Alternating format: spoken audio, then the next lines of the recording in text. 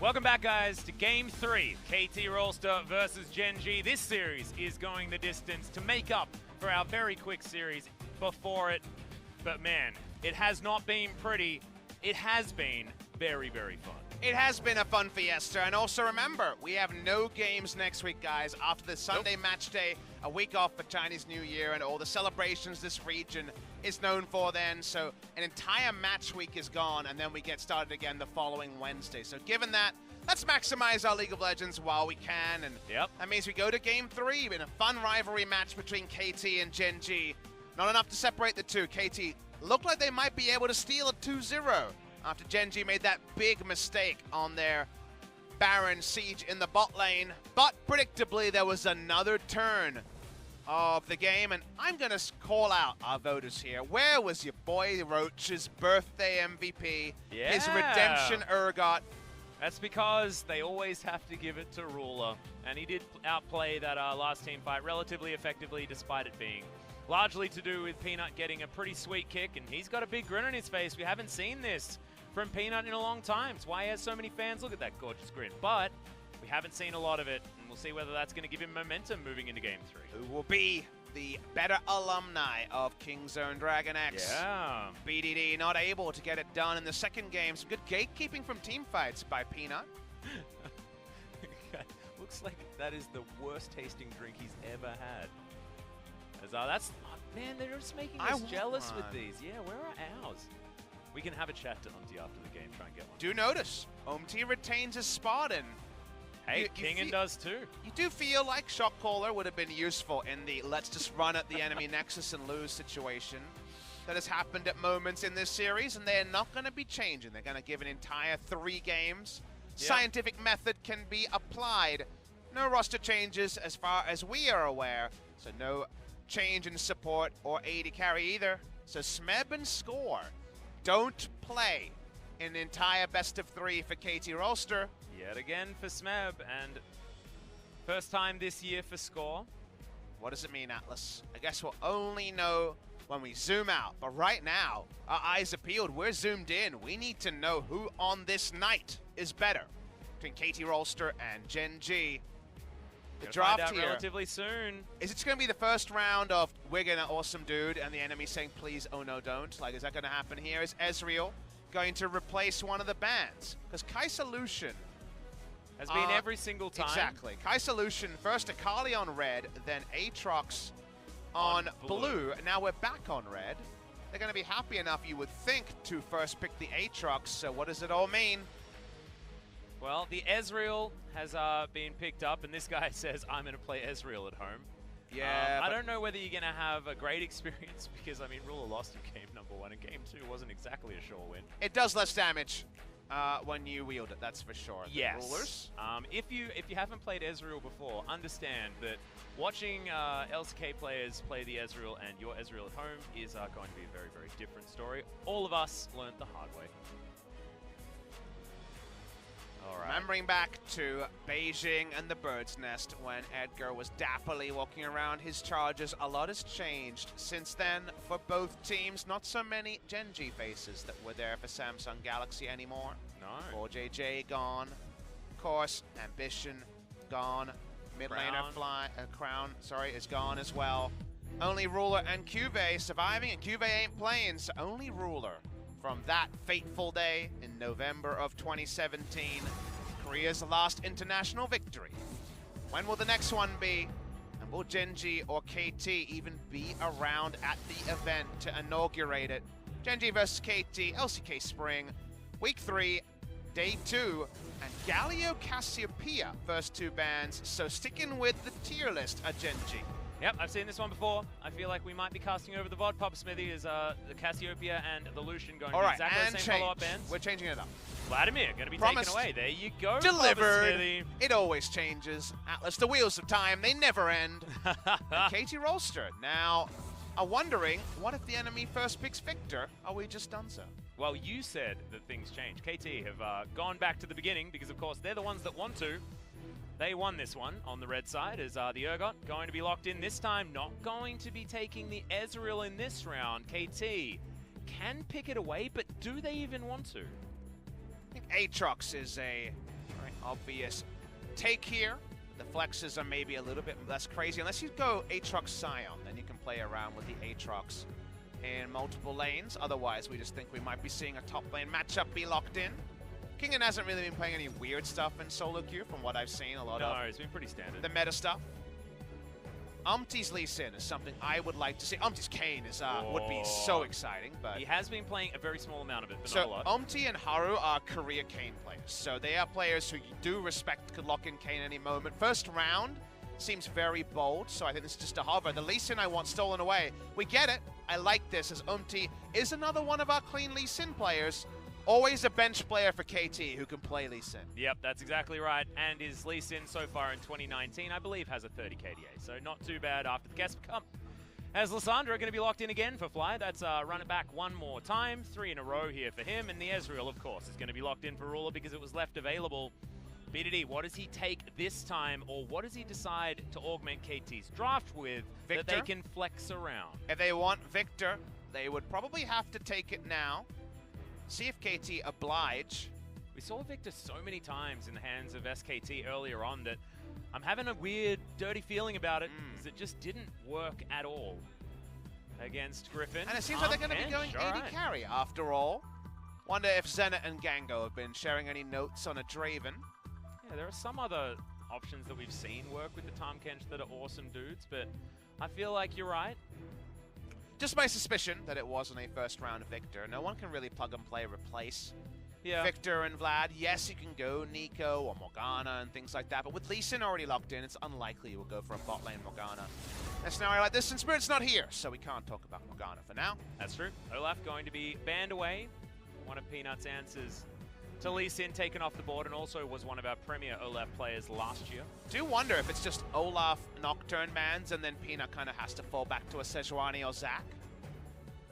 Probably want him on more of one of these slower junglers so that KT can play their early game the way they want to. Zac would be really good against KT's comp, locked in already, mid-range threats, and Tahm Kench is actually answered very well by Zac. Wouldn't mind a Zac ban from KT Rolster. Actually, they're going to be really, really smart. Hasn't been banned all series long. 2 seconds to go. It is one of the Peanut favorites, and if it's not banned, it should be picked. Not going to be banned here as the Alistar is respected once again. From Life. So Gragas, likely to be the lane partner of the Ezreal again. Zoe banned from BDD. Let's see who the last pick is going to be for KT. They can continue to flex the Aatrox. Further, if they do lock in an 80 carry, tier list wise, there's some options available, but obviously the God tiers have been banned away early. Yeah. Gango's not there, but Zenit might be able to try his hand at something like a Draven, but does he decide to lock in here is okay. Ryze being considered. Can lane against Lissandra and Urgot, so it's fine. Does mean they're last picking for bot lane, unless we're going to be seeing bot lane Ryze. I think that's pretty trashy right now. It doesn't feel like it can do the previous days of just Ryze versus Vladimir, and of course Zac is taken here. It's a God tier pick against KT's mid-range comp. They get the Braum as well, and now we need to see KT actually let us know why they stuck around with last pick 80 carry. I think Caitlyn would be very safe. I don't think Caitlyn works in this particular. I think you have to go risky to justify the first round Tahm Kench. I think so too. Jinx would certainly be risky. It's an old pick for Sketch and Gango, but not for Zenit, and it's going to be Sivir, which does have some synergy with a mid-range comp, but you look at the Zac and say, if Zac gets a farming phase, I think that Gen.G might actually have the number here of KT Rolster. But what did we see? We saw BDD able to start fights on the Aatrox and win them with On the Hunt available as well. The Aatrox will be able to get in there, wielded most likely this time by Kingen, but still haven't made up their minds just yet. Still 10 seconds before we know those solo lanes. Looking over the other side though, Gen.G just have the most plug-and-play Gen.G composition that we could ever see. If you ever lose vision around mid lane though, Zac threat always has to be respected. 5 points, Elastic Slingshot, Ezreal, and Braum, so safe in mid lane, sieging down. I understand how this comp can work from the side of KT, but it looks hard to execute, and they don't have those veteran voices. If you're going to play awesome dudes and burst damage comps that aren't about front-to-back team fighting at the right time, I don't mind there being not as many veteran voices, but now that we're going a bit more square, I think what's lost might be a bit more apparent than was in game number 1 and 2. Yeah, exactly, and especially when you've been botching these early skirmishes as well, diving turrets a little bit too aggressively. Yes, if you've got an Aatrox in your hands, you've got World Ender to give you a little bit more there, but I feel like having finesse and really shutting your opponent out in the early game is the way that KT are going to be able to get over this hump, but they've got a lot of scaling advantages, and I'm looking at the Lee Sin thinking that he wants to try and get amongst it, hit level 6 and start kicking things around, but the Zac, if he just farms up alongside him, he's going to get there at a relatively similar click. It's looking very Gen.G favored in the draft, in my personal opinion.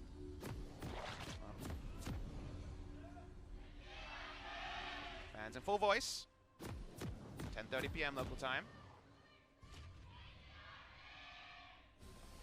KT fans also in full voice. Couldn't hear too much tiredness, so people keeping their hearts in it.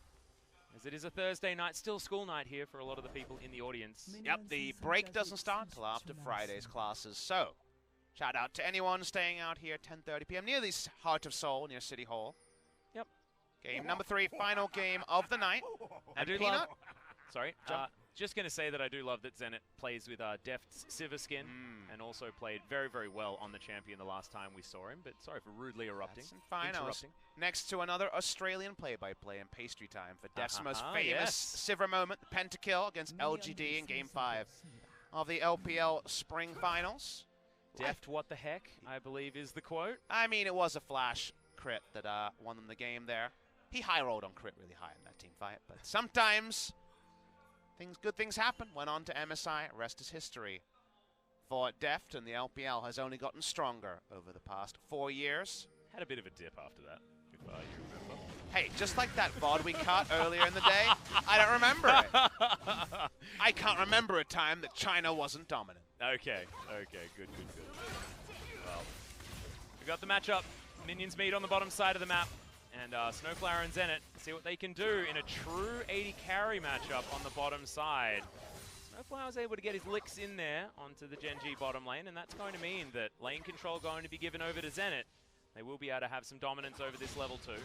After you saw the Braum eat the Boomerang Blade from Sivir, would have been hard-pressed to think that we would see that lane pressure. Speaking of pressure, a bit of vertical jungling being done by on the top side, just trying to track the Zac as much as possible. My kind of query was not Aatrox mid lane for BDD, because it's been his first Blood Factory where he gets solo kills every game. He's been popping off on that pick in this matchup. The reason to me to do this is to think about, okay, well, what does Ryze have in the matchup against Lissandra? He has hard crowd control, and he opens up to come through mid lane pre-6 and make things happen. So I think this is going to be BDD and trying to combine powers around the mid lane. We see them both on screen for now, but only about a double scuttle as we speak, because actually Ryze can win the Urgot matchup pretty hard if he gets a good start. Yeah, I was thinking that this was a very flexible lane, which is why we waited until 20 seconds before talking about where these solo lanes were actually going. Roach back on a lot of comfort, but you can see Kingen actually having a decent time shoving this wave further forward, and he has a fair bit of augmented vision by Umti's visit to that part of the map. Here's a visit. Yeah, not going to be able to steal that one away. Peanut has the smite. Thanks for the leash, says Peanut. Gets another camp down. That's camp for camp so far. Between Lee Sin and the Zac.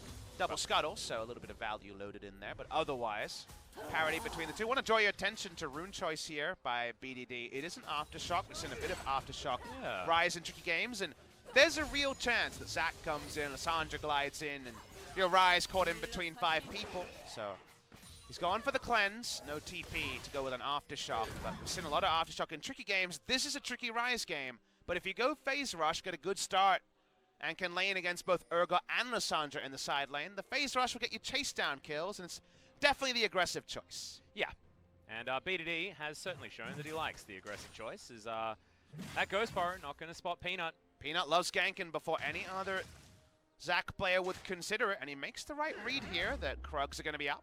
Yep, and the level 3 gank has certainly been something that he popularized earlier on in last year. Umti's going to come on over and spot him yet again, but this time on his side of the jungle, and Peanut's taking a lot of damage from here. Let's watch the play here. Umti now gets the confirmation. Let's see if he calls down Kingen. Yep, Sonic Wave is going to be on cooldown. Elastic Slingshot immediately. as Peanut is, of course, respecting Umti, but takes away the big one. I thought he would have called down Kingen earlier, because if that was just a Krug start, then Zach wouldn't have his Elastic Slingshot available to get out. In the end, nothing doing overall. Wow, VODs threading the needle there and standing just outside of the turret range. Fly very upset on this Lissandra. Umti chasing down Roach, but I think just about getting to this vision plan. Nothing doing there, not going to be able to take that one away. Nope. Well, has some idea about where the wards are already placed. But KT find themselves back in a game where they have lane priority. And Umti has Gromp respawn timer, but they know it was stolen, so Roach is here. Yep, Umti knew, but he knew a little bit too late as Peanut flashes to stop him from getting to any sort of ghost burrow or anything over there. Don't think he can actually safeguard to it, but they didn't want to risk it. That was really smart by Gen.G as a team. Peanut communicates that Gromp was stolen. They know the respawn timer on it. The flash there is because he has a control ward in the brush there and can guarantee that he actually gets the Q here. So they know this timer, respawn of Gromp. Control ward comes down from the Lee Sin. That gives Peanut something to actually aggro. The Q in, stretch Armstrong in later. Nicely done by Gen.G, and it's also a next level based on Gromp respawn timer. Yeah. Control ward, of course, like you say, was already put down, but I believe, yeah, it had a 2-stack, so it could have actually got to that safeguard had he made it. That's why it looked like the flash might have been an overreach, but wasn't in the end. It's very safe for Zenit. Oh, wishes someone had hit a skill shot. Just a nice team moment from Gen.G, because there's definitely been a lot of issues. I think mid-jungle synergy is still really up in the air. But when it comes to just communication between Roach and Peanut, looking a lot better, and maybe that will actually be the thing, because you know, Peanut's playing every game. That part is for certain. They don't have another jungler. Feels like Roach and Peanut. Cuvée definitely didn't have a bad game in game number 1, but Roach and Peanut, maybe they are the duo that for now have the synergy edge. Yeah, and you're right. I mean, I think Peanut has been the difference so far in this series. Like, his play has certainly transformed since moving into this one. But I think a lot of it has to do with the fact that he's paired with Roach each time. That's first blood twice in a row. Going over to Peanut in tandem with Roach. He's gone back, got himself a Phage. Ruby Crystal hanging out there as well, well on his way towards the Black Cleaver. That means that Peanut's gotten away with the Zac, going level for level against Umti. And we really like Zac. Against the first round here, it was already God tier when you see Aatrox, Lee Sin, and Tahm Kench. Tahm Kench has a few counters, but Zac does a really good job against him in multiple ways. On the first side, if the barrow is down, well, you clump heads, and Tahm Kench always about 200 range or W range away from a Sivir. And also, if he's in the belly, you just kidnap him and you get a 2-for-1 special anyways. 2-for-1s all over the place for the Sejuani. Umti gonna do some counter jungling anyway. Yeah, steal away the red buff, so a big camp at least stolen away. Yeah, gets to get rid of the blast cone as well, but of course Elastic Slingshot means that Peanut will be able to meet him in this Dragon Pit if Umti decides to start it up. Kingan's gonna take down this Krug camp on the top side of the map just to make sure Peanut can't get there either, but he has made it to his Let's Bounce before Umti's got the Dragon Rage. Already a problem. Yeah. Because we know how things go from there. And Sivir and Ryze didn't change things. Everyone here is 500-600 range, and thus Zac is very likely to get some big plays. This is definitely a game that Peanut might win MVP on for you Peanut fans out there, if it is a Gen.G victory, but that's still in the far-flung future. And with a Sivir, you never give the game over to the enemy. There's always a timestamp where Sivir decides all. Exactly, and look, the range on the side of Gen.G also isn't exactly the hugest, and they want to be piling in to try and take you down. And what does Sivir like? She likes a Beyblade arena to throw her disc around in. She certainly might be able to do that, as KT wants to all jump on top of Gen.G. Kidnaps could just be such high value, like you've been talking about from Peanut. Steal away some popcorn chicken. All 3 camps up as Lee Sin was spending time on the enemy red side jungle. Power farming to start as Umti slowly making his way back to his jungle. Yeah, a lot of pings coming in here as Roach going to clear out some vision. Umti comes on down as Snowflower and BDD relatively far away. Umti steals away his own red buff after taking Peanuts as well, but not going to be able to punish the Zac any further than that. It's blind as well. Nicely done by Umti, but even though it was overall pretty standard stuff when it comes to counter jungle and pulling the camp into the brush by Peanut. So no red buffs. It's Zac, so at the end of the day, not a red buff abuser by any means. Yep. Zenit going to take a turret shot, but also going to get a bunch of that mana back, and also landed the back end of the Boomerang Blade with a BF Sword. That does now hurt, especially before Iceborne Gauntlet is completed, if that is where Ruler wants to go. 2 games as the Trinity Force user. It's only single magic damage threat, and actually the armor, because you always take ricochets incidentally, is pretty high value, so I think Iceborne Gauntlet will be returned to here. Only reason not to would be if you spend all of your scrim time using Trinity Force, you just, you know, you're feeling the item break points and the damage numbers cleaner that way. Yep.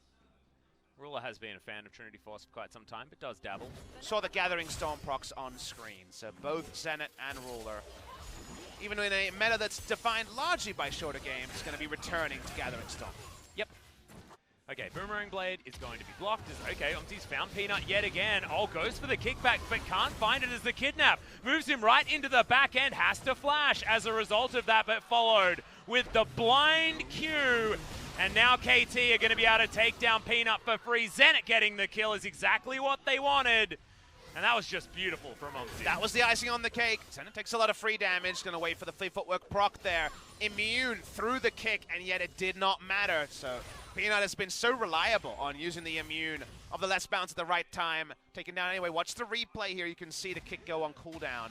As it starts, as the play comes through, kick comes through, and the immune gets him out, but not going to be enough to keep his life. Umti keeps his head very clean on the Lee Sin, and like you say, can't argue with the kill participation for Zen.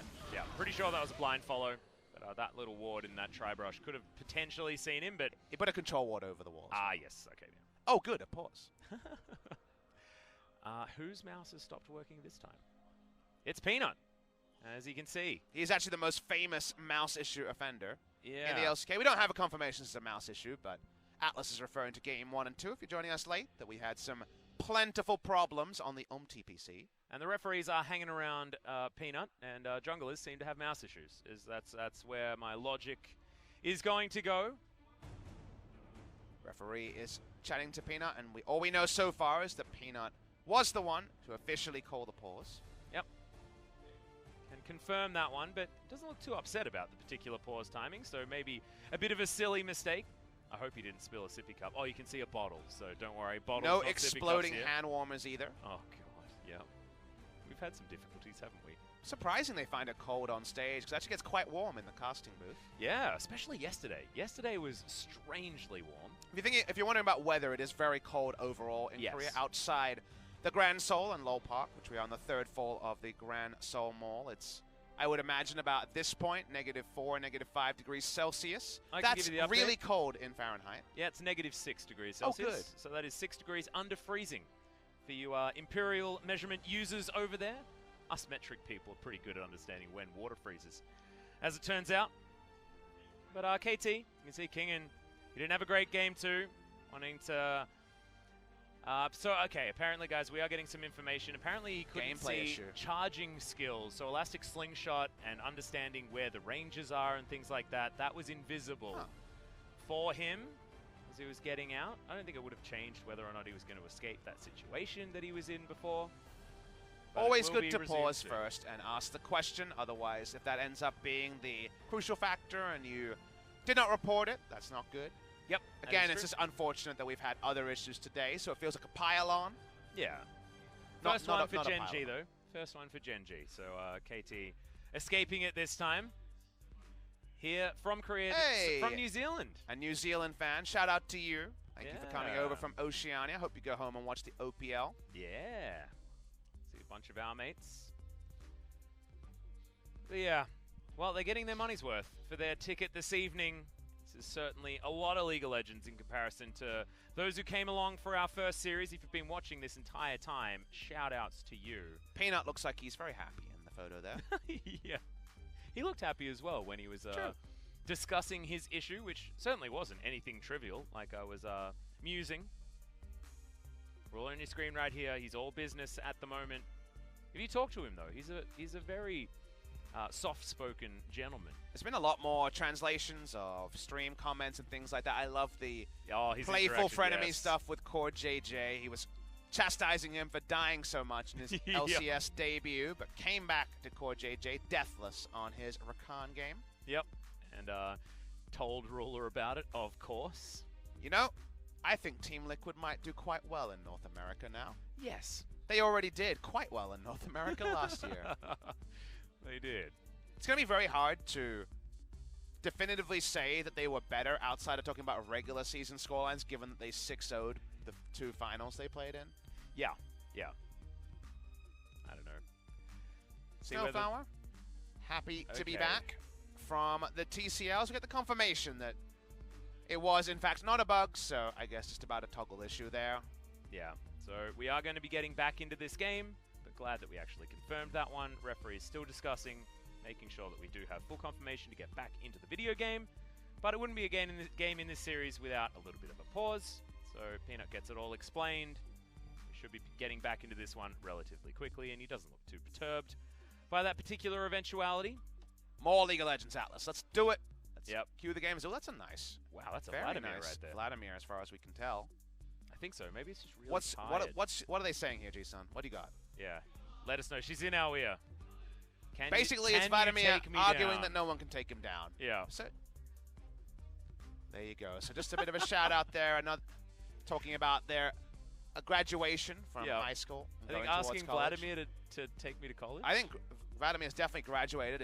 Hey, some Aussies. Hey, here we go. Well, all right. Oh, so there's Aussies as well as the... We're getting some nice waves. Appreciate it. It's so cool that all the New Zealanders and Aussies are being friends as well. They're looking surprisingly friendly. I know. We wouldn't be like that around New Zealanders. We certainly There'd would. be at least some playful biffo. Yeah, no, well, not biffo. I don't think we'd be playful getting physical. Biffos, all right. Is it? Oh, Did you not play fight as a kid, Atlas? No, I'd always lose. Did it a little bit, but then, you know, just things all went wrong. I'm very uncoordinated. Really? Yeah. I didn't know that about you. Yeah, I look like I'm put together okay, but it's not true. Yeah, and I mean I can rollerblade, but I'm not very good at understanding where other people are gonna throw punches and things like that. Why didn't you say not a good isn't my thing? PvP. It's true. You are a very big PvE person. I am a PvE. If there's a PvE game, you're getting in there. Damn right I am. I'm a Donkey Kong boy. You know, I was brought up with platformers. I am all about patterns and memorizing them, and then I can make things work. What's the best Donkey Kong? DK2 is definitely the best Donkey Kong. DKC2, right? Yeah, Donkey Kong Country. Donkey Kong 2 is probably some Double Trouble variant of the original Donkey Kong debut Mario game. Dixie Kong's Double Trouble, yes. Okay. Is Donkey Kong 2. I almost thought I said DK3 instead. That's a different one. No, it's Diddy Kong's Quest is the second one. Diddy Kong's Quest. Dixie Kong's in number 3. Even I knew that, Atlas. I'm not a Donkey Kong but Dixie Kong is also in DK2, okay? But not so named. Who knows who's named? Yeah, exactly. It goes and Kiddy Kong never got a number 4, which is unfortunate. Don't talk to me about Kiddy Kong. Only other Kong I can appreciate is Cranky Kong. Well, Cranky Kong is fantastic, but if you play DK3 and press down, Diddy Kong is definitely Is it canonical that Cranky Kong is the original Donkey Kong from the debut Mario game? I believe that's been heavily implied. I don't know if it's fact. Yeah, I don't know. I just feel like he's a bit too small. I mean, he's old, so he lost some of his size. That's true. And old people in like video games like that are often generally extraordinarily tiny, even though your skeleton doesn't necessarily shrink it's that just much. when I heard that, it made me feel better about Donkey Kong, because I'm like, that's cool. Yeah, that's true. That's true. He's not just generic old Kong. He's actually a special Kong. So I wonder whether Donkey Kong actually knows who Mario is, because I feel like their universes they don't do necessarily overlap a lot. intersect a lot. No, outside of like parties. Mario Party and Smash I have a lot of Brothers people and I stuff don't like see outside of parties. I never see Artosis unless it's a party. We're friends. So we're to assume that Cloud actually knows who Mario is whilst he's in Final Fantasy? Okay, I'm going to ask you a question. Okay, go. What's more canonical? Smash Bros. Or Mario Party? Mario Party, I would say. I agree. Yeah. Yeah. I agree with you there. I feel like Smash Bros. has just thrown too many different developers into the mix now. Having Sonic in a Nintendo game was just mind-boggling to me, but super cool. Sonic's the one you play. It's not damn Metal Gear Solid Snake shooting people. Well, I mean, it's just more to the fact of, like, it might be revealing my age a little bit, but Sega versus Nintendo was the big rivalry. The 90s, baby. Yeah, so just seeing Sonic even go anywhere near a Nintendo game. Sonic Adventure 2 Battle coming out on the GameCube. oh, it was just mind-blowing. Nintendo definitely won that war. Yes, they did. I mean, I think I remember that war because that was the one that we won. And then PlayStation had a pretty good go. Let the record show, favorite console of all time is the Dreamcast. Big fan. Officially of that one. A video game hipster is Bob Smithy. But I believe it did definitely bring on the immediate destruction of Sega as a company. So whoopsie on that one, as we are, I guess, still dealing with the present whoopsie. Yeah, and interesting because we did get word that we were going to be coming out of this pause relatively quickly, but we called them off. We said, damn it, we have Sega versus Nintendo. Yeah, beef we to need to discuss. talk about whether or not Smash Brothers is canonical. And look, it could be worse. We could be talking about Kingdom Hearts, but we won't. That's true. That's true. Which one? Nope. 33 and a third. Yeah, I'm going to name names I think are Kingdom Hearts names. If you played the game of which is a Kingdom Hearts name and which one is not, most people who didn't know would be wrong. Yeah, I know. I saw the list. Give me an example here. I never, like, look, I was a Nintendo boy and I was a bit of a purist, so didn't actually play through all of the Kingdom Hearts games. I know I'm going to get a lot of boos if we were going live to the audience. Thankfully, the audience can't actually hear what I'm saying, so it's just the entirety of Twitch chat that's having a go at me. But no, I didn't actually play through all of them, but I read the list of names and I was like, what the hell is this mess? You know what you could do? What could I do? You could read the narrative summary of what happened. Oh, is it good? Banger. Is it's it the banger. best? All right, I need to check that out after this game. It Or reminds maybe me if this of pause when I keeps had a going, we can friend watch who it really together. enjoyed watching soap operas. Yeah. So I just try to be a friend. Read the summary of the past year's storylines from this 5 days a week soap opera. There was so much amnesia and Oh yeah. Oh, you reading the Passions timeline? pretty much neighbors actually. We're Aussies, so Yeah, we are. No, but Passions is also one in daytime TV, and that one was even more ridiculous. That was the stupidest 90s soap opera that I have ever seen. It had random magic in it, but also was teen romance drama. It made no sense at all. It was brilliant. Loved it. not as many. Oh, she's just getting so much attention. Yeah. Damn, just advertising for trying to get some tuition money, I guess. I don't know. That was sort of what I read into It's a what was really saying. good hand-drawn Vladimir. That is fantastic. As someone who can't draw, I'm a fan. Yeah, me too. Me too. As Peanut's still having a conversation here, just allowing, understanding exactly what he's supposed to do and why there's an issue at all. Fly doing some power napping. I noticed in the corner of my eye here. It is right now 10:54 p.m. Korean Standard Time. So, guys, if we reach the MVP interview and not many people are around, can confirm that right now really full. Soon, with the trains and the public transit starting to stop, we'll start to empty out a little bit. But we're still very early in game number 3, so we could be going to the new day. We could meet you in the AM, guys, in Korean Standard Time, and we're giving a lot of you guys some opportunities to wake up as well. So if you've just woken up and you're having your breakfast or driving to work or something like that, welcome to the stream. We've paused it for you. Just let us know exactly when we should resume, so that we can get back into the action. Peanut has been very, very nice in giving you as much time as possible. So, there will be a break for you and I coming after Sunday, as there's no match week next week. Got big plans for potentially 10 days off. I know you've got some family-ish things for most of the Koreans around here, but as Westerners, there is going to be a lot of spare time to do some gaming, read some books, catch up on some movies. Well, as a man with a better half, I'm going to be going to visit her family for a couple of days at least. Cultural tour. Yeah, down in Gwangju, which is one of the stops for Worlds. What's the last food? year? What's the food thing you eat in Gwangju? Oh, Gwangju is amazing. So they do this barbecue, but they have this strange noodle thing that they put over the barbecue at the end, and it's so they put these sesame leaves down and then noodles on top, and then the game starts. It's when we finally get to a topic that we actually wanted to talk about. What was the game with the food? I'm hungry now. Yeah, sorry about that. Well, we started the game up again, and hopefully, Papa, we can get something to eat after this. Thank God that you interrupt your discussion so that we can talk about the cycling of heal by the Tahm Kench, the Ignite top lane, and Sivir and Ezreal farming. All right, well, I mean, that's going to continue. We're going to get pushed by KT in almost all the lanes. You can see B2D had some time off moving up towards this Rift Herald as Peanut not finding Joy bottom lane. He tripped. He fell over. Oh, no, it still doesn't work. Oh. Hey, good news. We will be able to discuss the food in Gwangju. Do you have any other good news? No. No, it's all pretty negative news. Well, at least Peanut's laughing about Hey, it. no. Okay, I do have some good news. On Friday, you could potentially be casting with both me and Brendan. Wait, isn't it Brendan's day tomorrow? That's what I mean. But if this continues until tomorrow, then you'll do both. Oh, good. Some good news. Look, it was a stretch. I had to find something. Come on. All right, I think Peanut having another giggle. I really hope he's laughing because he fat-fingered the button instead of it being an actual bug. Well, that would be pretty good. All he can do is caress his hot pack and wait on as our refs will have to investigate this issue. Yeah, and when do we start actually talking about player fatigue? I mean, it's getting pretty late. I think caster fatigue has set in with some of your recent jokes. I know I'm done listening to you. Yeah, thanks, man. I mean, I think that started at the beginning of the first series. The players your heart goes out to in particular are Kingin and even Yeah, OT with his first stage games for KT. As a duo, that's going to be a little bit different here. So Kingin in general, who's played that one set earlier in LCK Spring, and just not a lot of professional games behind him, right? It's a very different thing. Did make his professional debut last year.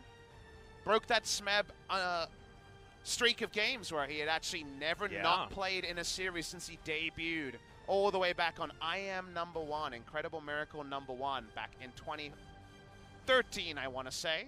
Yep. Definitely played in 2014. I believe he played some games at the tail end of 2013, but I could be telling a lie. Yep, then on the Rocks Tigers, of course, after that, moving over to KT Rolster and just not having anyone to sub in for him. That is going to result in SMEB always being the one on the Rift. Not anymore, and not today for the entire series. Shout out to the Gen.G coaching staff, and also in the audience here, specifically the Gen.G faithful. A lot of the upper management is here, and they're not leaving early. They're not going to watch one game, get on camera, and leave. Shout out to you guys for sticking around to what could be a very bitter end for either Gen.G or KT. Remember, something that we haven't discussed, because it was many hours ago now. Yes. 3 hours ago. This game is 8 versus 9.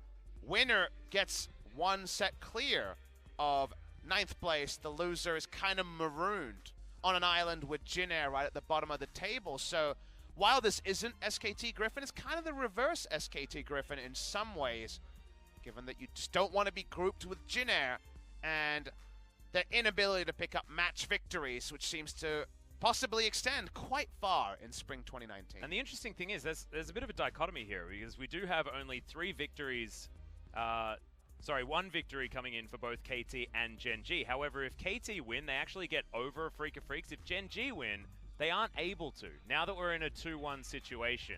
So it means a little bit more if KT are able to win this game. They will move up to 7th place instead of just hopping up one and leapfrogging one another. Some notes being noted down by the refs here as we try to understand the Zac issue that's plaguing us. Yeah, it seems like a very confusing situation. I haven't heard an elastic slingshot range indicator bug before. But remember, this is the cost of doing business in the future. Previously, that's true. Korea was 1 week behind on patches because the match week started on Tuesday and patches went live on Wednesday morning. Now, because we start the week 1 day later, we're back in the future. This used to be the way back in the OGN Champions days. You're on a different Twitch chat. You were paying for HD, but the patches came to Korea earlier. Now, finally, the return to those days, and sadly, some bugs that hopefully the LCS and LEC regions can look to find a fix for. Yeah, we're just going to be ironing them out. We'll get the steamroller and get rid of those kinks in the road as we find them. But it's been a day riddled with them. It's not necessarily bugs so much as, peripheral problems and things like that plaguing us. Our first series didn't have too much of that, but this one has been a bit of a problem. So I'm going to ask you a question. It's a very personal question, so... Oh, hit me. Let's go. I'm going to trust you. Everyone's got a film that everyone else talks about that they haven't seen, but they kind of don't rush to tell people, because they're just like, yeah, good film, like they try to just walk around the subject. What's your shame, your secret shame film that you haven't seen that everyone else has? What is it, Atlas? Come on. Oh, mine's Fess really up bad. now. Mine's really bad. What, is it like The Lion King? Like, how bad are we talking? No, it's not The Lion King. haven't seen Forrest Gump. You know I haven't seen Forrest Gump either, so I'll give you that one. You get a reroll. Oh, yes! We trust Fold again. We'll go until there's one Another I one, haven't seen. I actually don't think that there's any that I am aware of that I should have seen that I haven't. Okay, well, I've got large gaps, so give me something here, and let me at least scoff at you before I share all the movies I haven't seen. Somewhere Achilleos is listening to this, tilted. Oh, he knows. Really? I just don't watch big movies. So. I mean, Achilleos probably knows my list more than I do, because he's the one that tells me that I need to watch movies. Okay, I'm not talking about like a 2018 release. I'm not talking about like no, Spider-Verse like or something. Old I'm talking about like classics. Oh, Godfather series. I haven't seen any of them. Me neither. You get another reroll. Come on, there must be something I watched. Okay, well, I mean, I've seen Shawshank Redemption. Have you seen that one? Yes. But okay. I mean, look, we're going to get to names that I haven't seen really fast. So it needs to be stuff that you haven't seen that I have seen. So far, we're 3 for 3 I know. with being the same. And there are a lot of people very disappointed in us. Except for the wireless mouse. Has gone very that well.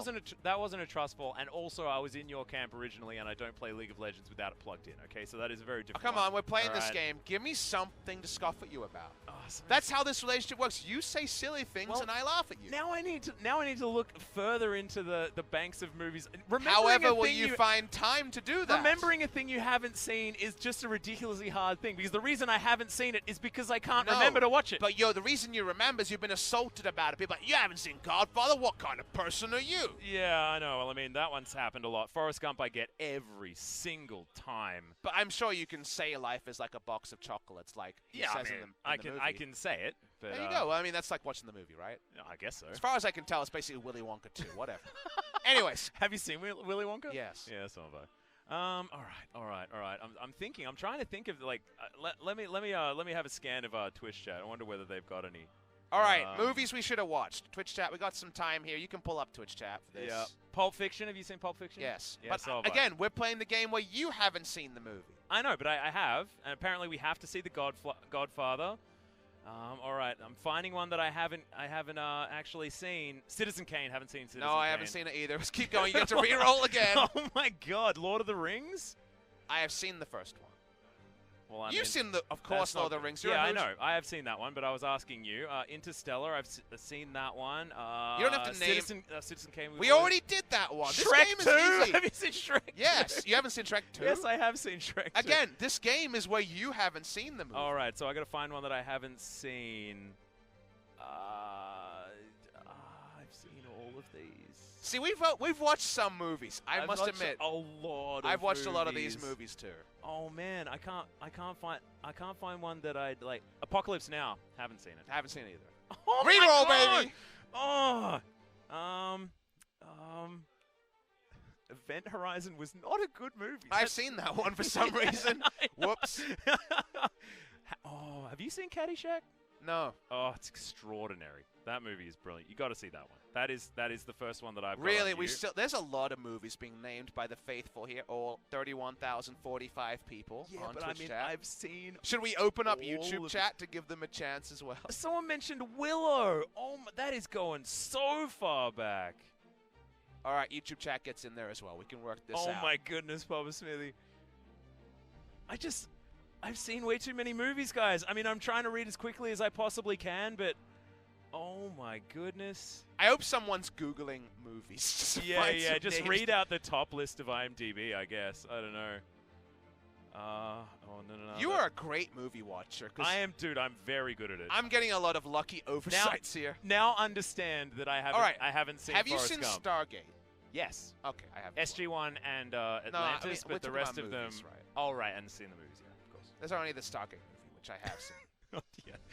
I actually have seen the SG-1 movies as well. I know, but they're actually good. Were they all good? Dude, it's Richard Dean Anderson. He's MacGyver. How can it not be good? He wasn't even in all of them. He was in all of SG-1 what and a bit at the beginning of Atlantis. 30,000 people on Twitch chat do you think know who Richard Dean Anderson is? I'm going to go with maybe 15%. Oh, yeah, give it a solid 22%. If you say MacGyver in the sentence, I guess they probably know. But do you reckon they know MacGyver as in like roughly the appearance, or do they know the idea of MacGyvering it? Which yeah, I know. Was like is it a noun or a verb? I think for 2000s kids, it's a verb. Yeah, I guess so. Because you're going to MacGyver yourself something together, and your dad said it that one time. And come on, there must be a movie here, Atlas. They're still naming movies. Planet of the Apes, the original, I have not seen. Me neither. Oh, I've seen some of it, but you know. The Human Condition? Nope. Yeah, I also haven't seen that one. Apparently that's good. Have you seen Kimi no Na wa? No. All right, there's a movie you should have seen that I have seen.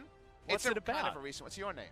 Oh, wait, yeah, I have seen that one. I Oh, just don't come know on, the name. Atlas, I don't come know the name on. in Japanese. I'm sorry. All right, we're getting an update here. It seems like the players are going to take a break, so that means the podcast can reign supreme. Yeah, the KT players are going to the bathroom. Get back to the movies, We're Atlas. just going to continue having a conversation with you guys in I almost read out one that I definitely shouldn't have read out. Good choice. This is why we don't have Twitch chat on broadcast normally, because then we'd just randomly be scoffing at laughter for no reason, and it's because of you guys. And, Never-Ending Story. What a beautiful movie. Good movie. Yeah. Knew you'd seen that one.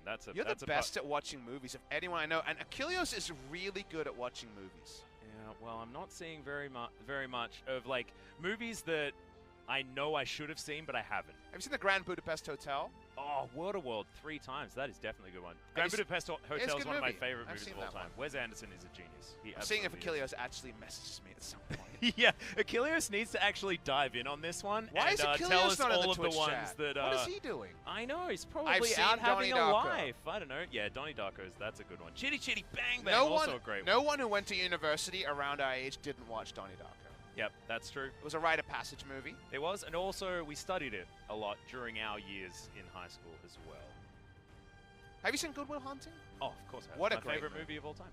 Really? Yes. I feel like I'm skeptical you would have said that if I asked what your favorite movie of all time is. I don't know what that says about me. That is the one answer that I have. It used to be The Matrix, and then I saw Good Will Hunting, and it was Good Will Hunting from then on.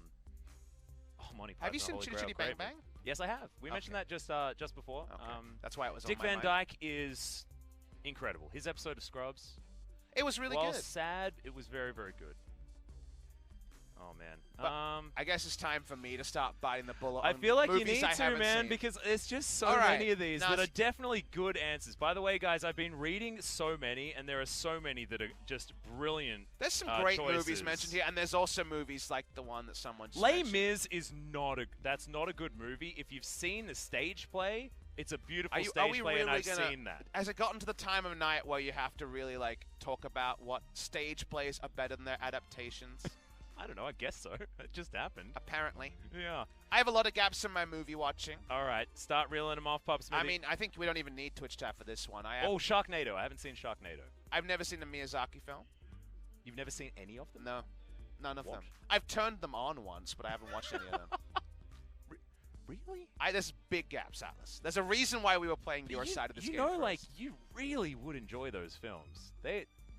You know who my neighbor Totoro is? It's the support on Sandbox Gaming. Oh, my goodness. That's all I got. Oh, my God. I just don't Wow. watch that many movies. Now, TV shows, as you know. Yeah, you are very good at TV We're both purveyors shows. of the TV shows, but I movies? recently finished Sex Education, which is fantastic. Papa recommended that one to me.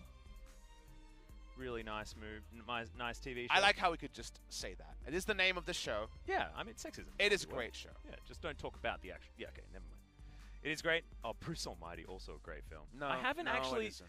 It is. No, it has one. No, So no, there was no. there was a scene in that movie Why am I letting that you talk? almost made me cry with laughter. I almost couldn't breathe. I was worried you were touched emotionally during that movie. No, of course not.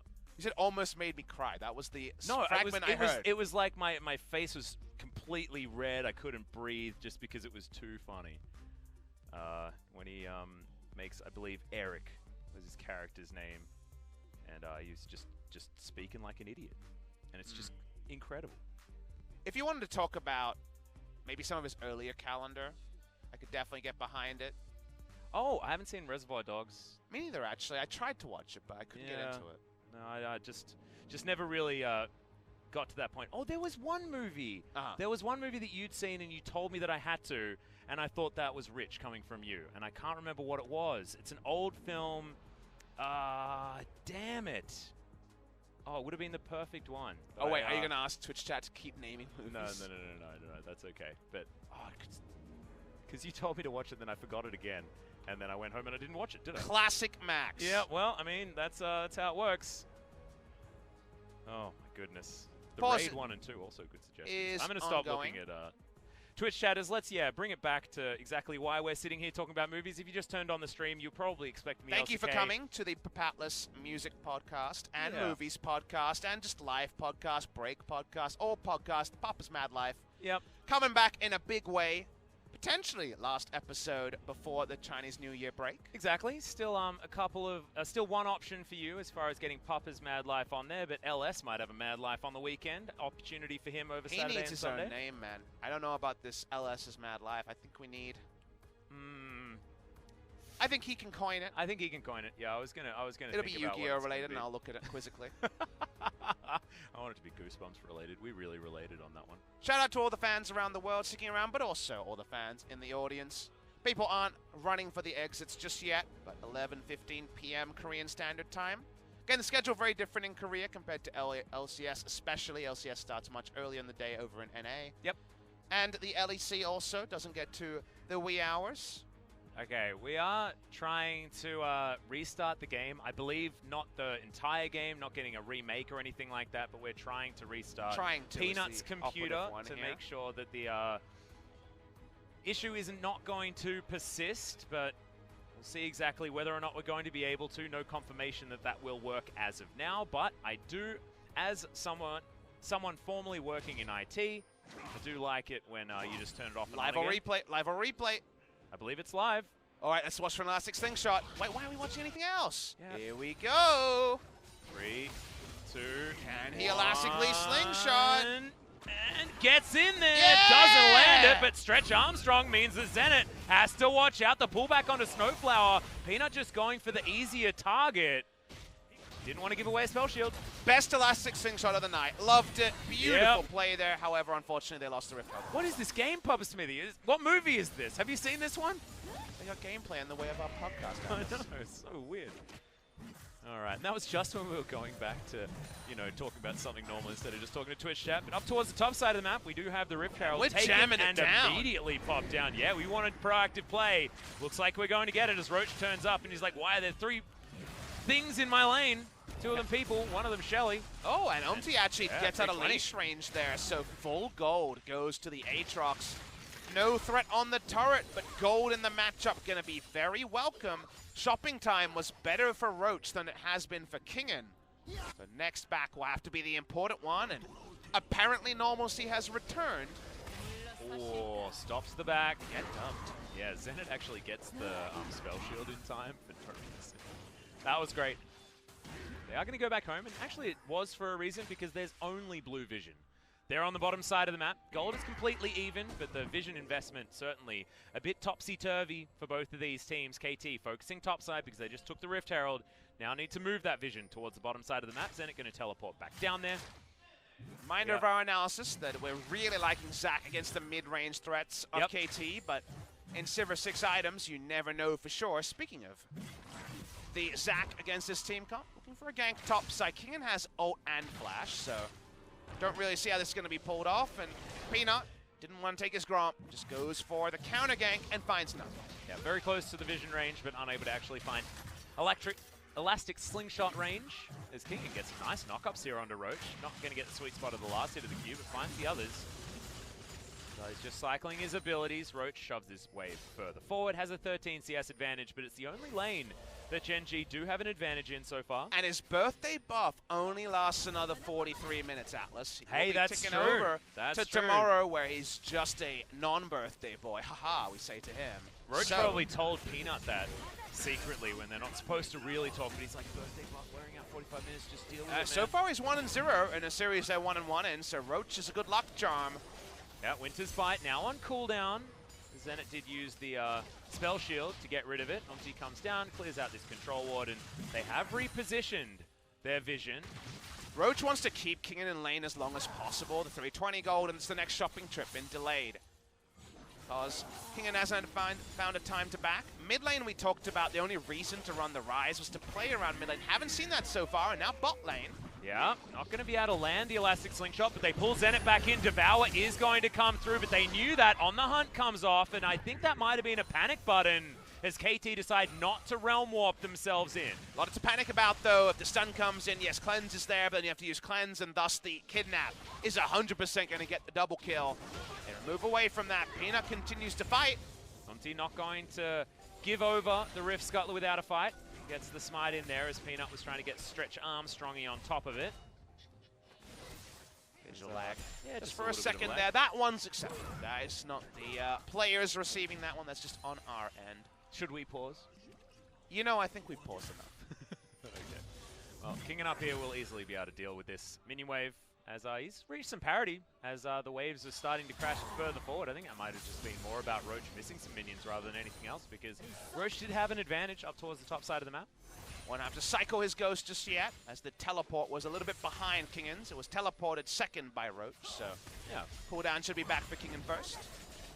All right, Zenit clears out the wave very, very easily. Doesn't have his Time Kench around him, but the Catfish not seen on vision just yet. Gen.G going back home. Here's Peanut. 4 levels down on the top laners. Gonna fall further behind with all those XP nerfs, but he might find Kingen. Yep, knockups come in and Kingen wastes no time with that flash. A lot of respect. Holds on to World Ender, but he's not doing any funny business with Peanut this game.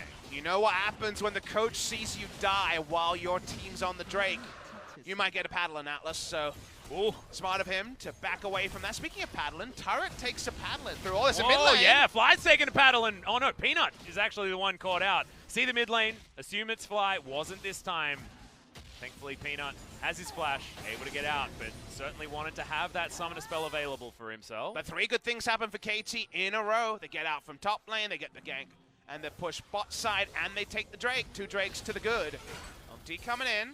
Yeah, no unbreakable now is not going to follow the Q in, and Zenit has the spell shield. Now can't block something like the Glacial Fissure. Teleport, of course, has to be taken there from Fly. Not going to take the Claw as King, and immediately the World Ender comes down, and now this is the fiesta that we've been looking forward to in this series. Life gets onto his teammates, uses the stopwatch, and somehow no one has died, and they're not going to Realm Warp. Is hyper-aggressive, all on top of the poor Braum, and 3 kills erupt out of nowhere. KT, that's the trump card. That is the time to use it too. The other advantage for BDD on the rise. He'll choose the right time for a Realm Warp. Brings in the minions. They go to mid lane. These are rotations Monty will be stoked about. Oh, hell yeah. We know he's a KT fan. Maybe he's a fan of this new KT as well. This turret going to take a lot of damage. Thankfully, for Gen.G fans, it is after 14 minutes and not going to be getting the plating. And Roach has also taken the turret down on the top side of the map. But damn, KT going to be feeling the momentum after that one. BDD banks the gold. It's for you, mate. You deserve it on that one. You don't need it to be your birthday. He wants to be a party pooper for Roach's birthday party. Yeah. Roach didn't get invited to his surprise party. Feels bad, man. He doesn't have teleport. He can't attend. Everyone else comes bot lane. Watching this play down on Aatrox, just turret dies because he's got the ultimate. Sad boy Roach having a solo birthday party. But we thought it was over and there was going to be egg on the face. We thought that after all, Gen.G were going to make it all a clever ruse. But the minion wave comes with you, so there's actually nowhere to kite out. Gen.G don't expect it, and KT roll in. 3 kills to the good, a turret in the mid lane, and they get the bot lane turret as well. They get everything. Yeah. I was hoping for another yay, but I'll take just a yell from BDD, as he's the one that orchestrated that beautiful play, and he'll get a Banshee's Veil as the answer to it. I believe that was outright for the Rise. 1-0 and 3 now. This guy's going to be so hard to keep down. Gen.G surprise parties. Look, there's a lot of great things about Gen.G, but there's surprise parties. It looked like it was fun, but they just didn't invite the birthday boy. Yeah, Roach is like, next time I'm not allowing my family to make the party for me. I'll let my friends do it, as Peanut doesn't get the Stretch Armstrong to work onto Snowflower. All right, what does this all mean? It means KT jump up in gold. Understandable. 2 turrets, how about a 3rd one, and 3 kills to the good. That also means that Sivir, you blink and miss it, she's got 2 items, but so does Ezreal. That's bad news when Sivir should be scaling and has a more expensive build than what the enemy has. This could still be all undone. There was a lot of summoners used, and Peanut can still be a win button on this Zac that we were loving in the champion select, but everyone on KT is feeling more spry because suddenly it's Zac having lost 3 outer turrets after those outer turrets looking pretty imperviable just 2 minutes ago. And also, as we open the map up, this composition that wants to rotate around with the Realm Warp, with the Abyssal Voyage, can catch people in rotation much easier than what Gen.G has in a very standard, we want a team fight and protect our ruler front-to-back composition. Of course, KT's a little more like that than it used to be, but with no true tank, it isn't necessarily a composition that wants to just go head-to-head against Gen.G. So pick certainly an opportunity now that the map has gotten a lot shorter for Gen.G. Some of the transformations have come in, and also choices are very smart. KT want to fight now. They're not waiting for Sivir. It might happen.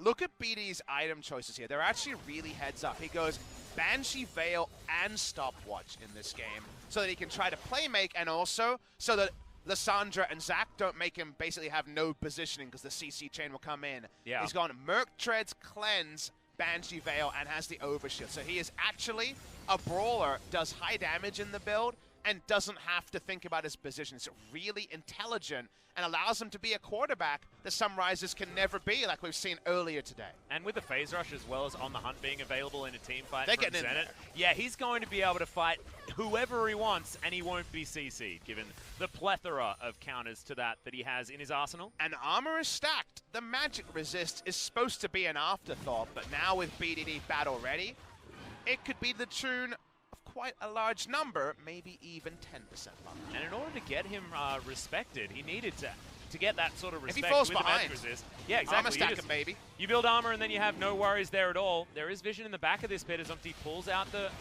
Infernal Drake, but this is the first big Drake. True Shot Barrage just going to help KT lock this one down. Peanut wants to get the steal, but doesn't. Of course, Lee Sin pretty damn good with the execute damage as Kingen fighting against Roach. They've already started this one. Flash comes out. Kingen just going to dash through the wall with his Umbral Dash. He's alone. Lands the Infernal Chains, but Roach able to disdain to get himself out of the way. TP advantage was there from Roach, but they don't actually have a TP ward he likes, so he never TPs, walks down, and is actually cut by Aatrox. They just have a bit of a fight on the top, and that is great news for KT, because in a number disadvantage scenario with the big potential of that happening, effectively it never happened, so it's kind of like they got a free TP to the bot side, and we remember that TP was hella high value. Oh yes, oh yes. Followed up by a pretty high value Realm Warp as well.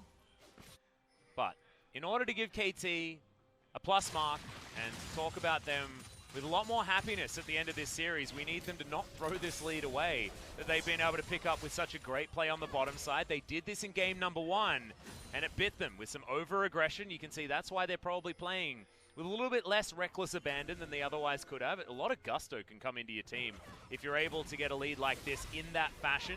They've got themselves all of the 3 Drakes that have spawned. Next one going to be Infernal as well as Snowflower. Going to walk back to vision that they have. However, there is still that clear but of this comp is answered very cleanly by what Gen.G have and the Zac in particular, and this is not just KT Rolster LCK champions.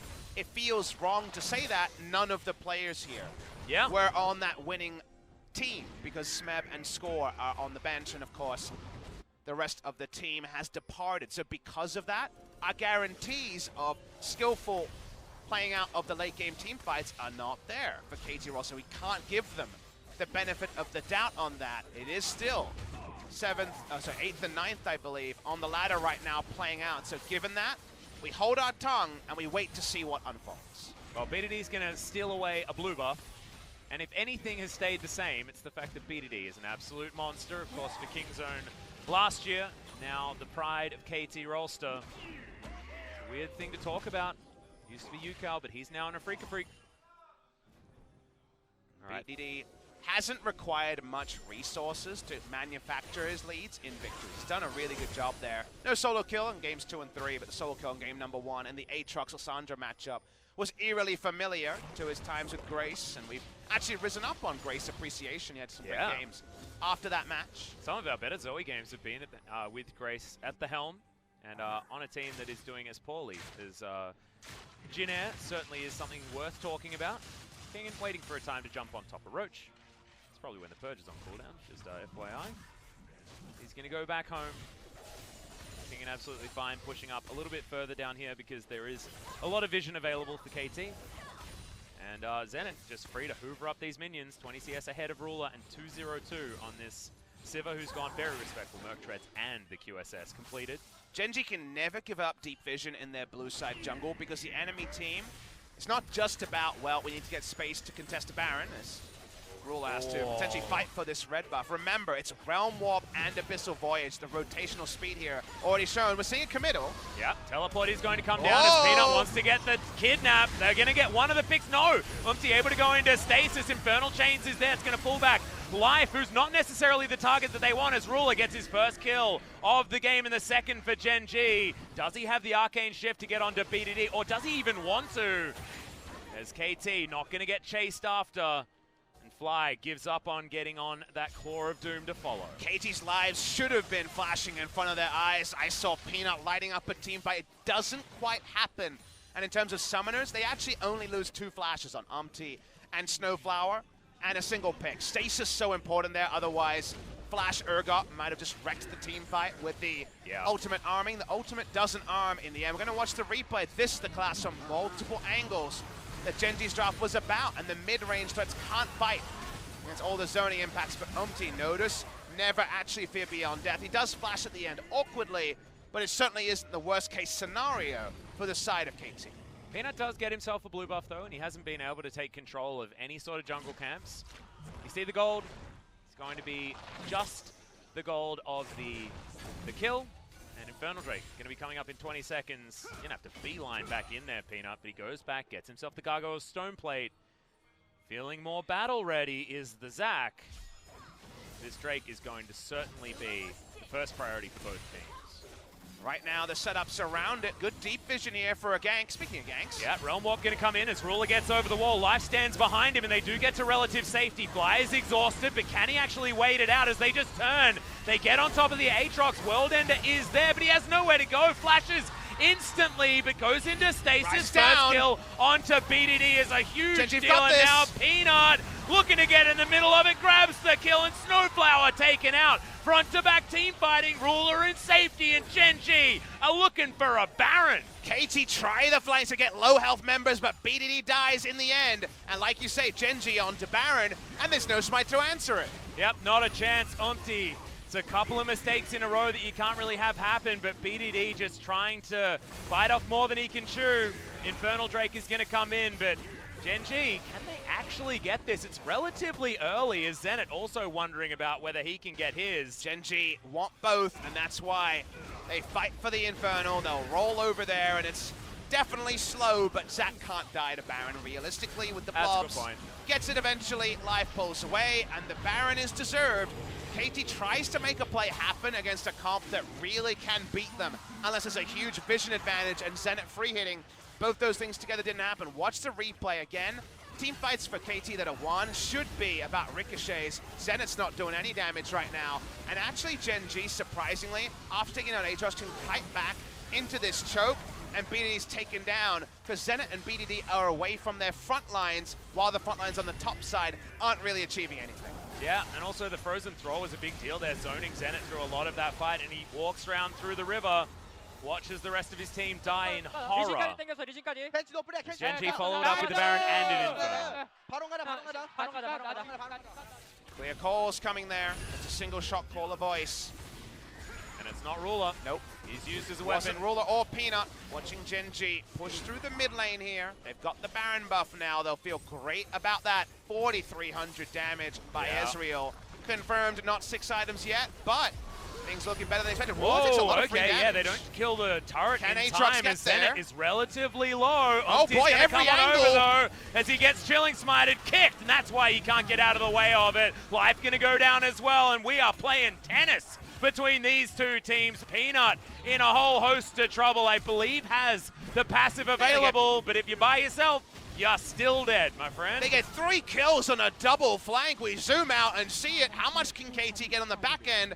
The seesaw continues. I just don't understand this series. It's one team win, next team win, one team win. I don't know. The yo-yo is super real. An inhibitor going to be the result here for KT. It's a negative 800 Baron power play, and you're right, Papa. I've seen this one before. Risky. Fly makes his way in, holds himself. Fair bit of damage going down, and KT not making the same mistake. One more time. They wanted to get the picks, but they didn't greed for the turret. Can't end against Fly and Roach. Too damn sticky. When it comes to try to take them down, they can wave clear. Both of them aren't killable. We back away, and the series extends. Yep. It's about 1,000 gold in it. But how did this all happen, Papa? Look at them converge. Watch the mini-map here. KT is coming from all angles. Lee Sin comes from the bot side, I believe, pinged out Realm Warp to get closer as Kingen comes from top lane. It's not the flying V we expected, but it's the flying V that might be a bit off, you know? A bit of a primary school V, but it works out in this case. It's the flying V that suits this series, Papa. Peanut gets chased down, BDD gets the Rune Prison to put his old teammate in prison for the moment. Right now, we're all a captive audience. There's no gold lead. There's no separation. There is no leagues above the enemy that we saw in our first series of the night. Gen.G and KT are just having this fight to the last. And to the last, the spoils.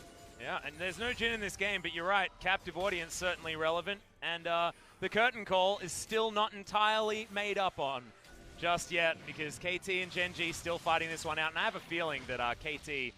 they may just throw this tennis ball back over the other side of the court before too long. It's just been the flavor of this particular game. And KT haven't shored up what were some difficulties that we had the rest of the games in the series. And I really do hope the viewers appreciate how nameplates on this series. It's easy to say, okay, Smeb and Score aren't there. I'm not convinced they would have changed too much. Remember, KT are 1-3, only beating Jhin Air. Yes, yeah. There is, of course, the upside of those two people playing at their peak.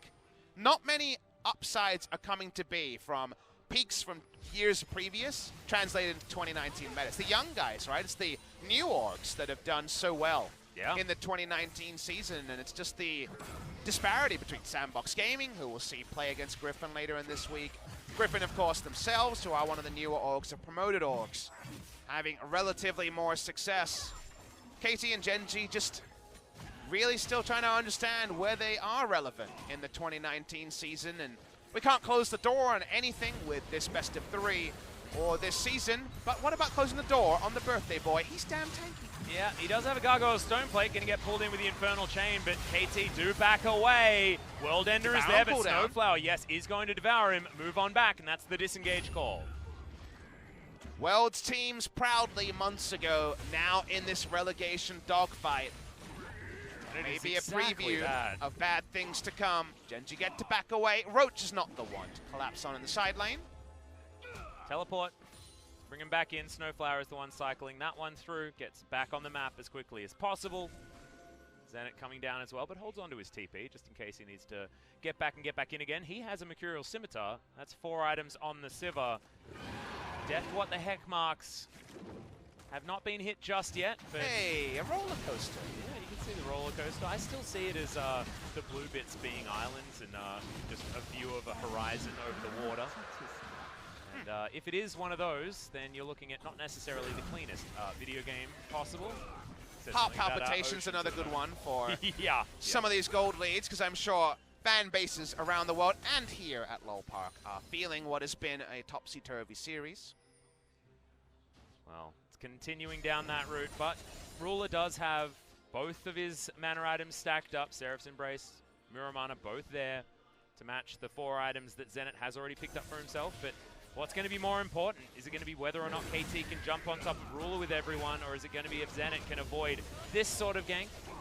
Zenit not free hitting in a team fight should be team fight victory. Gen.G, they reposition and do damage so much easier. That is just the reality of the kit difference between Ezreal and Sivir in a nutshell. Kiting upwards towards the Baron. Elder's off the map for a long time. 4 minutes at this point in the game. Feels like an age. So given that all, Umti and Zenit, you have to once again expect that KT will trip up in some of their rotational play and movements. They had a nice play with the Realm Warp and Abyssal Voyage earlier, but Umti on Jhin Air was largely in these parts of the games where he could just be caught in the wrong part of the map at the wrong time. Kingen still also forging a reputation. Smeb, usually the shot caller, he's not playing. Score, the backup shot caller, also not playing. I assume BDD is the big voice. Oh yeah, Ruler taking a lot of damage, but that might have been the bait as Snowflower gets the devour in. They do get the first pick off in the fight though. Umti with the flash off cooldown is going to die first, and Kingen turns up a little bit late to this particular party. Peanut can just load up, go in, they find one person, the enemy smite. Is there any way KT don't sacrifice Baron for this? Surely the answer to that is no. KT, they know Gen.G is on Baron. How do they react? Yeah, are they actually just going to go over and try and challenge for it? They got a couple of Cloud Drakes, meaning that this movement speed is certainly a big deal. Smite had been picked up by Snowflower as they're going to get themselves into the pit. Is this a true 50-50? It's going to be taken by Peanut. He's got Smites in the past, going to get one here, but can they win the team fight? Fly going to go down. Zenit relatively safe fighting in this fight as he gets some autos onto Ruler. Now has to press all the buttons to get out of the way of Peanut. BDD devoured as Snowflower's trying to save them. Decent shield comes in for Peanut, but the cleanup is there, and Ruler, when he's arcane shifting forward, you know that Gen.G have won the fight. Team fight spacing 5v4, oh so much easier. Zenit couldn't free auto multiple tanks, only Peanut's health bar is near him. Double smite on Gen.G as well. Roach into Peanut enough to pick up the objective. They get it down, they rush through mid, and with death timers getting long, I don't even know if Sivir can stop Gen.G winning the series. Exactly right, not through the Baroned up minions as they are taking these turrets down so quickly. Gen.G wanting to prove that they are still the bane of KT Rolster. Has been the case for a long time. KT bucked the trend just once, but looks like they're not quite able to do it again as Nexus turret's now under fire. Kidnap not going to get onto Zenit as Umpty has respawned, but Zenit going into stasis is not going to save you now. He gets disdained. The fear is beyond death as Gen.G will destroy the Nexus and win the series. So important for both teams, and Gen.G just, and I mean just, get over the line to the rapturous applause of their fans. Roach is a happy birthday boy after all. He missed his surprise party, but he came for the after party, and the after party sounds pretty good. If you're here live in Lowell Park, they're able to pick up the victory at 20 minutes before midnight. And if Korean you remember, Standard Time, it was a weird one, it was a long one, but it's a Gen.G victory after all. Yeah, he just wanted to have as much time here in Lowell Park as he could possibly get. Very close to 4 hours on the stage, as our Gen.G will take a bow, well deserved in this series, but is it a good sign as we have a look back, as we open our field of view to see what this means as far as level of play from both of these squads? Back-to-back messy series coming through from Gen.G, and you can see how happy they are that it's over, ready to go to bed, but Peanut finally with a wry smile on his face. Finally, one of Gen.G or KT is on a win streak, and in the micro, that matters. Getting away from Jinair, suddenly something that KT have to think about. Gen.G are now a series clear. And also importantly, Atlas, think about the last 3-game series that Gen.G lost, which was against Afrika Freaks, and they were just so demolished to go 0-3 to Afrika's autofill shenanigans. Now they come in, hard-fought victory over KT Rolster, and at the end of the season, will this be a separation of second and third, or third and fourth? Probably not, at least based on how things look, but you got to talk about the today. You got to find momentum somewhere, and at least they're on a win streak. It's the least you can get, but it's the win streak they have to accept. Yeah, you can see Umpty spilling his water bottle there just a little bit, not onto the computers or anything like that, but KT wanting to get onto their break, wanting to look at what has gone wrong and try to adjust. You mentioned the score interview that Ashley Kang did put out for all of us, and it was eye-opening to look at him wanting to go back to basics and really focus on getting their team together as a unit rather than what has been happening so far, because it has been a humbling experience for the man that just recently held up the LCK trophy. KT Rolster's super team was the epitome of too many cooks can spoil the broth. The problem now is, feels like sometimes there aren't any cooks, and the broth isn't even being made, and they're not winning matches out. It's not a joke. This is a concern for our reigning champions. Could potentially, right now, look like the team most likely to go into relegations. That is what we are talking about. That is what is happening here on the Rift. This was a very extended game.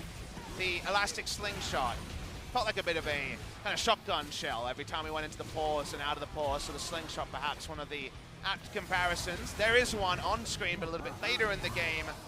Some pretty crazy team fights, and some of them were actually navigated very well from KT Rolster. This was the realm war. This was play. Absolutely beautiful. Oh man, Cut this the video. was Cut the video, so guys. Good Cut the video. You know what? Good news. When KT play, we've got a highlight clip to show before their there game we go. starts. There we go. Normally you don't show highlights from the opposition. However, this is just highlights from this particular game, and You guys may have forgotten that this even happened or may have just recently woke up. This was a position in this game after we had the extended pause. But the return throw had to happen. The fiesta had to happen. And I think KT just tried too hard and then end up getting the least out of Sivir and Rise possible. Rise, again, zoned. There's 3 people kiting back. Meanwhile, the front line for KT is kiting it all. They're just fighting against Roach and another enemy on the top side of the map. Curious, but again, given nameplates, understandable.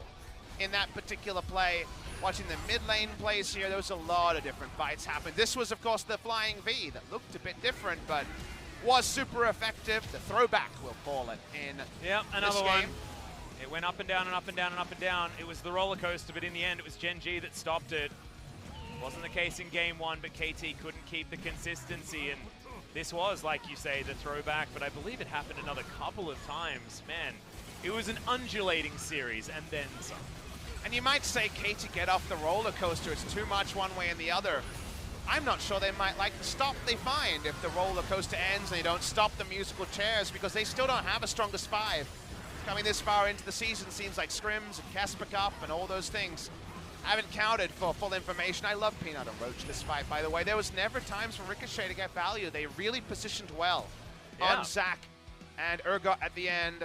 That's not to say the Sivir wasn't actually getting some auto attacks in there, but as you can see on the gold graph, guys, in the end, Gen.G did do it, but they overcame some deficits that were getting pretty large as well. I'm a bit sad that we don't actually have a key on this graph to understand exactly how far things fluctuated. And you just know that all 11 players that took to the Rift today, including QV, who of course didn't see out the series, are going to be just shattered at this point when it comes to the long pauses, all the breaks in the action. Everyone out there that joined us for all of today's action, especially if you just joined in for the second series, definitely the better part of 4 hours, 3 hours and 45 minutes. We still have an interview and some very tired boys talk about it. Yes, exactly. And remember, shout out to the Gen.G boys, because there's going to be some midnight interviews with the media as well after all this. The commitments don't end. And they got more League of Legends to play as Ruler picks up the double MVP. I think Roach is kind of cruelly done in this series. He deserved an MVP somewhere. Doesn't find one, but finds a birthday victory, and he'll take it. Yeah, not necessarily just for having a birthday as well. I think that he played phenomenally, especially after QV had a decent performance as well, as Snowflower just caught out of position. You mentioned how good the draft was against the Tahm Kench, but Peanut did still have to play it out effectively, and he did so very, very nicely as well. On his Zac that he always seems to make work in the early game. I mean, how often does Peanut pick Zac and then get a first blood? I mean, it was happening a lot of the time when he was playing for Kingzone, and continues to be pretty much the same case. He uses it in the early game very well. I know until summer season he had never lost in Korea, and his first professional loss was at MSI. So he has been a Korea Zac player of note. Always a Cinderhawk jungler. Finally, get that interview with Ji-sun. She's going to be talking to Rule. Thank you very much, guys. We're going to be joined by Rolster from Gen.G Esports. Well, first of all, I'm really unhappy because my performance was really bad, but victory is so important right now. Well, in the beginning of the game, they were really taking care a lot of the bot lane. And you played 3 Ezreal games in a row. Well, I was aware that Zenith is a really good non-AD carry player, so that's why I stick to playing Ezreal. Let's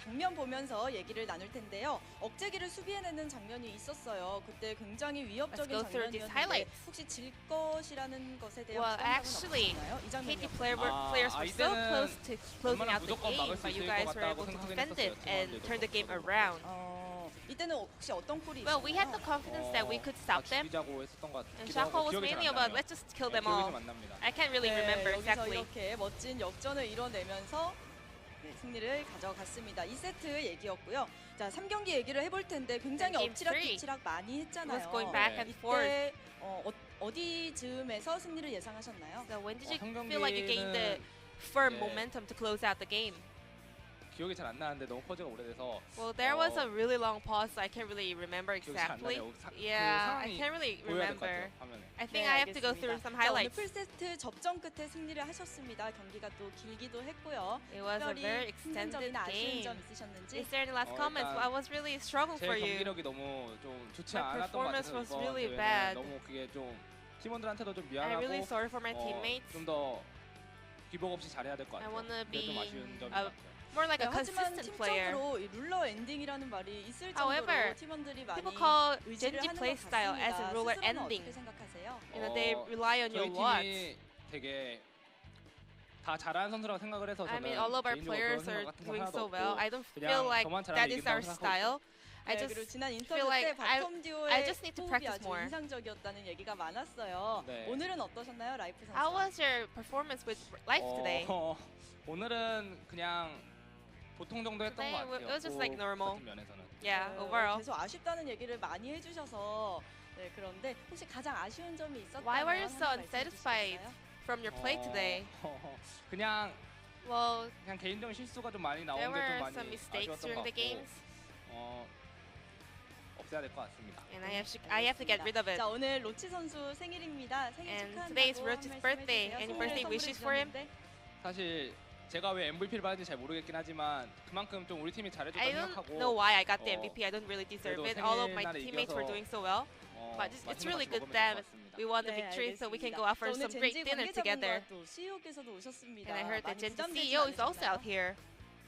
조금은 됐는데 I did feel a bit of a pressure, 그래도 이기는 모습 보여드려야 좋아하시지 but I 않을까 also wanted to show 생각해서 us winning 했었던 것 today. So 네, 오늘 that 정말 was also 좋아하실 the 것 motivation for 같습니다. us. 자, 2승했으니 이제 3승을 향해 가야죠. 다음 경기는 킹존입니다. So your next 이기면 opponent will be 순위를 더 킹존. 끌어올릴 수 있을 것 같습니다. Dragon X, 그건 말씀 부탁드립니다. is there any last message? 사실 제가 오늘처럼 이렇게 대회를 하면은 Today, 되게 힘들 것 I was really 같다고 생각하는데 underperforming. 최대한 빨리 if I 개선해서 perform like 좋은 this, 모습으로 it's gonna be a hard 돌아오겠습니다. match. So I'm gonna make 네, sure to come back with 알겠습니다. better 자, performance. 오늘로써 MVP 공동 1위를 you are on the 달성하신 first 룰러 place 선수 and The MVP 만나봤고요. standings. 네, 제가 늦게 알려드려서 죄송합니다. 오늘은 안녕 해주실 거예요? Can you say goodbye to the fans? 알겠습니다. 네, 알겠습니다. 자, 룰러 선수와의 인터뷰였고요. So this will be the 저희는 end of 여기서 the 인터뷰 interview with Ruler. 마치겠습니다. 또 And 만나요. pass it back to the 안녕. casters. Thank 안녕히 you. 가세요. Thank you very much, Ji-sun. And thank you very much, Ruler, as well. Being very humble, as usual. The man says, I have to practice more than anybody else, I think. He's definitely hard on himself, that one. He had a series.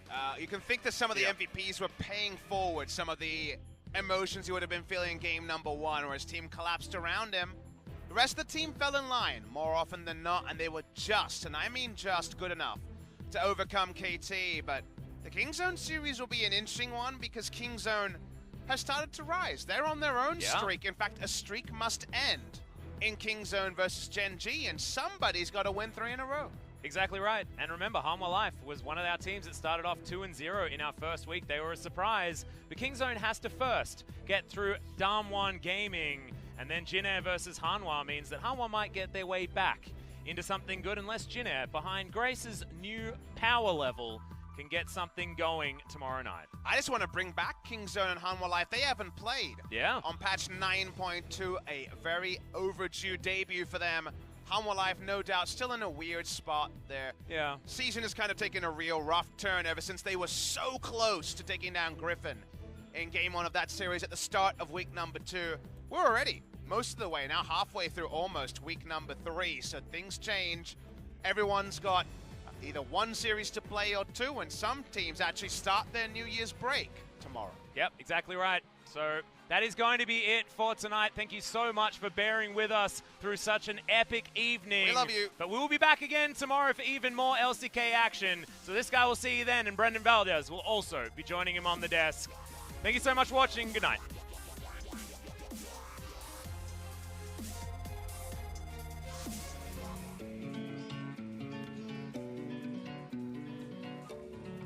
You take me higher when I feel low, make my world brighter when I'm alone.